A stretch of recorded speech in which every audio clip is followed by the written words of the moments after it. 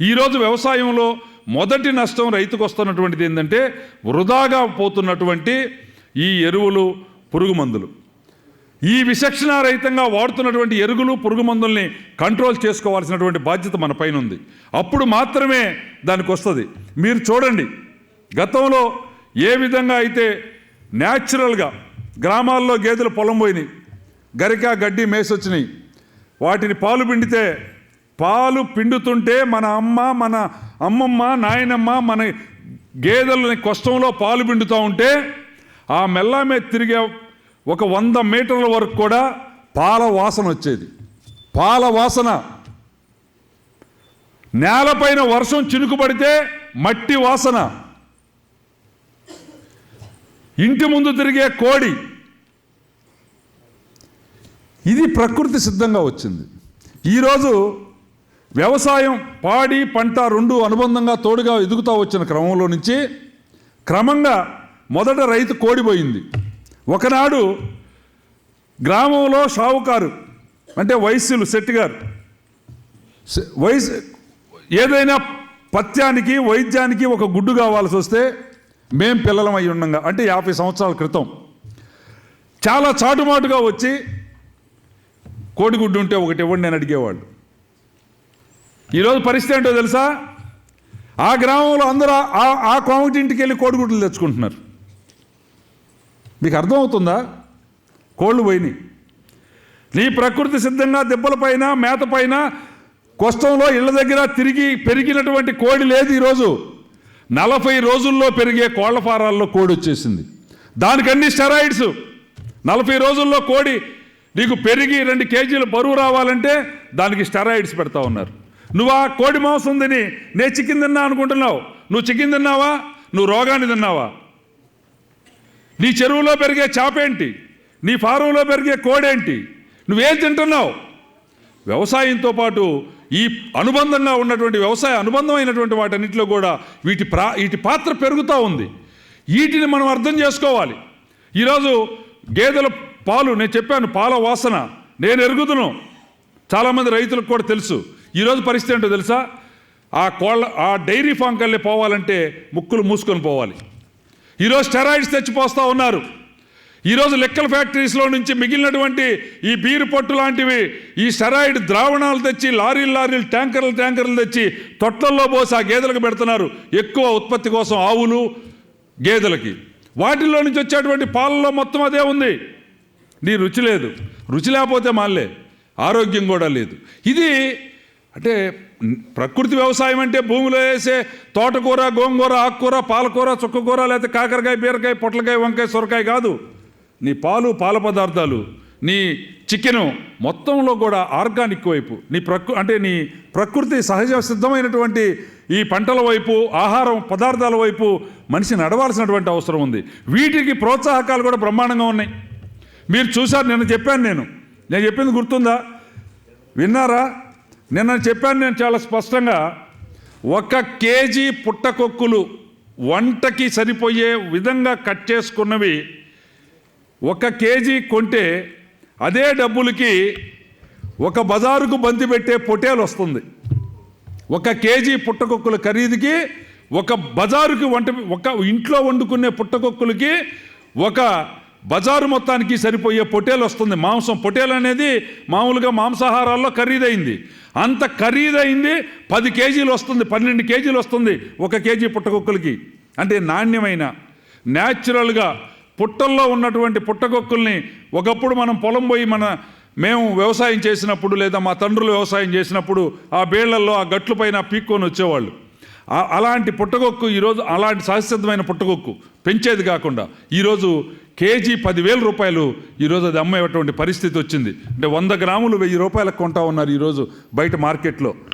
అంటే ప్రకృతిలో గనక అలా ఇష్టమైనప్పుడు, ప్రకృతి సహజసిద్ధంగా వస్తున్నటువంటి దాని విలువ ఆ రకంగా ఉన్నా కూడా అవి కూడా దొరకట్లేదు తెలుసా? కేజీ 10,000 పెట్టి కొనడానికి కూడా, అంటే ఎవరు కేజీ కొనరలేండి. ఒక 1/4 కేజీ, 200 గ్రాములు, 100 గ్రాములు కొనేదానికి కూడా రైతులు కావాల్సిన వారు ఎగబడతా ఉంటే వాళ్ళు తెచ్చి గంటలో అమ్మేసుకొని వెళ్ళిపోతూ ఉన్నారు. నేను రైతు సోదరులకు చెప్తున్నా, మీ ఉత్పత్తులు నాణ్యమైనవి అని వాళ్ళు నమ్మితే, ఇప్పుడు పుట్టకొక్కని ఎవరు నమ్మాలి? నువ్వు సర్టిఫై చేయాల్సిన పనిలే. కాబట్టి ఆడు కొనేసుకుంటున్నాడు. నీ ఉత్పత్తి నాణ్యమైంది, నీ ఉత్పత్తి నిజంగా ప్రకృతి సహజసిద్ధమైంది, ఆర్గానిక్తో నువ్వు పండించావు అని నమ్మితే ఎంత దూరం వెళ్ళైనా, ఎంత ధర పెట్టి తెచ్చుకోవడానికైనా ఈరోజు చాలామంది సిద్ధంగా ఉన్నటువంటి పరిస్థితి ఉన్నది. రైతు సోదరులు కూడా అది అర్థం చేసుకోవాలి. అది అర్థం చేసుకొని ఈ విచక్షణ రహితంగా వాడాలనుకుంటున్నటువంటి వాటన్నిటినీ కూడా ఆపాలి. ఎక్కువ రాకపోతే ఏమి, ఎక్కువ వచ్చి ఎక్కువైపోయి మిగిలిపోయి కొనేవాళ్ళు లేక పారబోసుకొని నష్టం వచ్చేటువంటి పరిస్థితుల్లోకి వచ్చే కన్నా ఎంత మార్కెట్లో అమ్ముడుపోయే అవకాశం ఉండి డిమాండ్ అండ్ సప్లై లాభాన్ని తెచ్చిపెట్టే విధంగా నడిచేదానికోసం నన్ను పిలవట్లేదులే, నన్ను పిలుస్తున్నారు అనుకుంటున్నా. ఎవరిని వచ్చినప్పుడల్లా నాకు అది ఒక డౌటు. అది వ్యవసాయంలో ఖచ్చితంగా కూడా మార్పులు రావాల్సినటువంటి అవసరం ఉంది. ఈరోజు అందుకే కూటమి ప్రభుత్వం, మనకు తెలుసు విశ్వగురువుగా ఈరోజు పేరున్నటువంటి మోదీ గారు ఆరోగ్యం పట్ల వారికి ఉన్నటువంటి శ్రద్ధ మీరు చూసే ఉంటారు. సముద్రపు ఒడ్డున ఒక బ్యాగ్ తగిలించుకొని అక్కడ ఉన్నటువంటి ప్లాస్టిక్ వ్యర్థాలన్నింటినీ కూడా తనే శుభ్రం చేసి దేశానికి ప్రపంచానికే ఒక ఆదర్శంగా కనపడినటువంటి వ్యక్తి. అదేవిధంగా యోగాకి తగిన ప్రాధాన్యత ఇచ్చి శారీరక దారుఢ్యాన్ని పెంచుకునే విధంగా, మనసు వికసించే విధంగా ఆలోచన చేయడానికి చేసినటువంటి వ్యక్తి ఈరోజు పవన్ కళ్యాణ్ గారు, ఈరోజు చంద్రబాబు నాయుడు గారు వ్యవసాయాన్ని ప్రాణంగా ఈరోజు చూస్తూ ఉన్నారు. చంద్రబాబు నాయుడు గారు అయితే ఈ ప్రకృతి వ్యవసాయం పట్ల, ఈ రాష్ట్రంలో ఆర్గానిక్ ఫార్మింగ్ని పెంచాలి, ఈ దేశానికే ఆదర్శంగా నిలవాలి అనేటువంటి తపంతో అనేక దఫాలుగా ఈ వ్యవసాయ అనుబంధ మొత్తం సంస్థలన్నింటినీ కూడా కూర్చోబెట్టి అనేక రివ్యూలు చేసి మాట్లాడుతూ ఉన్నారు. ఫోర్కాస్ట్ చేయండి, ఏ పంట ఏ ఉత్పత్తి ఏ విధంగా ప్రపంచ మార్కెట్లోకి వెళ్ళే అవకాశం ఉందో చూసి వాటన్నిటిని కూడా పండించుకొని తీసుకొని వచ్చి మార్కెట్లో మనం ఛాలెంజ్ చేద్దాం, ఛాంపియన్స్గా నిలబడదాం, ప్రపంచానికి ఒక ఆరోగ్యాన్ని అందిద్దాం, దాన్ని మనతోనే ప్రారంభిద్దాం అనేటువంటి ఆలోచన చేస్తూ ఉన్నటువంటి వ్యక్తి చంద్రబాబు నాయుడు గారు. వ్యవసాయంలో ఆ విధమైన మార్పులు రావడానికి మీరు మొన్న వినే ఉంటారు, యూరియా వినియోగం తగ్గించినటువంటి వారికి ఒక యూరియా బస్తా తగ్గించినట్టుగా వ్యవసాయంలో లెక్క తేలితే ఆ బదులుగా రైతుకు 600 రూపాయలు దానికి అదనంగా బోనస్ ఇచ్చే విధంగా కూడా, ఉత్పత్తులకి పంటలకి ధరలు పెంచే విధంగా కూడా చంద్రబాబు నాయుడు గారు ఆలోచన చేస్తూ ఉన్నారు. దాన్ని రాష్ట్రంలో ఈ పంటల్లో అమలు జరిపేదానికోసం మనమందరం కూడా ప్రోత్సహించాలి, రైతులకు చెప్పాలి. సహజంగా సాంప్రదాయబద్ధంగా ఇందాక హరిబాబు గారు చెప్పినట్టు, పెద్దలు చెప్పినట్టు, వరి పంట అనేది అదేదో మన మేనత్త అయినట్టు, మనం ఆ అనుబంధం వదులుకోలేనట్టు వరే కావాలి, వరి పంటే కావాలి అనేటువంటి ఆలోచనతో ఇదంతా కూడా జరుగుతూ ఉన్నటువంటి పరిస్థితి ఉంది. ఒక రకంగా ఏంటంటే ఈ పంటల మార్పిడిని కూడా ఆలోచన చేయాలి. కృష్ణా గోదావరి బేసిన్లో ప్రధానంగా ఈ నల్లరేగడి లేదా చౌడు ప్రాంతాలకు సంబంధించినటువంటిది వేరే పంటలు పండవు, కానీ అవకాశం ఉన్నటువంటి అప్లాండ్స్ అన్నింటిలో కూడా ఉద్యానవన పంటల వైపు, ఆర్గానిక్ సేద్యం వైపు కూడా ఈ రాష్ట్రం ప్రయాణం చేయాలి. దానికి ఈరోజు జరుగుతున్నటువంటి కిసాన్ మహోత్సవం ఒక వేదికగా, ఒక ప్రారంభంగా రావాలి. దానికోసం వ్యక్తిగతంగా నాకున్నటువంటి పొలంలో 2 ఎకరాలని ఇంతకుముందు మాగాణి పండించేటువంటి దాన్ని రద్దు చేసి ఒక 20 రకాల పండ్ల మొక్కలతోటి ఇప్పుడే ప్రారంభించాము. రాఘవరావు గారు మీ స్ఫూర్తితోటి 2 ఎకరాల ముందు మొదటి విడతగా వరి పంట ఆపేసి ఒక 20 రకాల పండ్ల మొక్కలు, హరిబాబు గారు చెప్పినట్టు ఏటీఎం ఎనీ టైం వచ్చే విధంగా 20 రకాల మొక్కలతోటి అది పెట్టాము. వచ్చే ఇలాంటి కిసాన్ మహోత్సవానికి మా తోట వీడియోస్ విజువల్స్ మొత్తం కూడా మీకు పెడతాం. అంటే అది మారుమూల ఉంటుంది కాబట్టి మీరందరూ రాలేరు కాబట్టి రాఘవరావు గారిని అయితే తీసుకెళ్ళి చూపిస్తాను. ఆ విధంగా ఈ కార్యక్రమం ఒక నాందిగా మారాలి.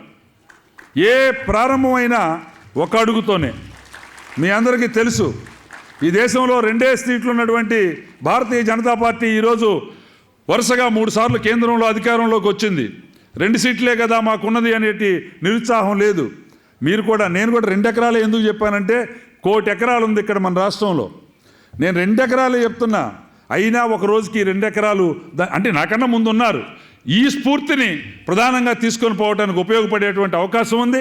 ఆ విధంగా ప్రతి ఒక్కళ్ళు కూడా సాంప్రదాయంగా, లేకపోతే ఒక రకంగా చెప్పాలంటే లేజిమెన్ క్రాప్ వరి అంటే ఒక బద్దకస్తుల పంట, మిగతా వాటికి ఉన్నంత పని దాంట్లో ఉండదు. ఆ వరి క్రాప్ని, ఆ వరి పంటను కాస్త క్రమంగా తగ్గించి దాని బదులుగా ఉద్యానవన పంటలు, ఆకుకూరలు, కూరగాయలు, దుంపకూరలు, ఆరోగ్యానికి ఏది శ్రేయస్సో, నీ గుండెకి, నీ మెదడుకి, నీ రక్తానికి ఏది అవసరమో ఆ పంటల వైపు ప్రయాణం చేయాలి అని చెప్పి ఆశిస్తూ సెలవు.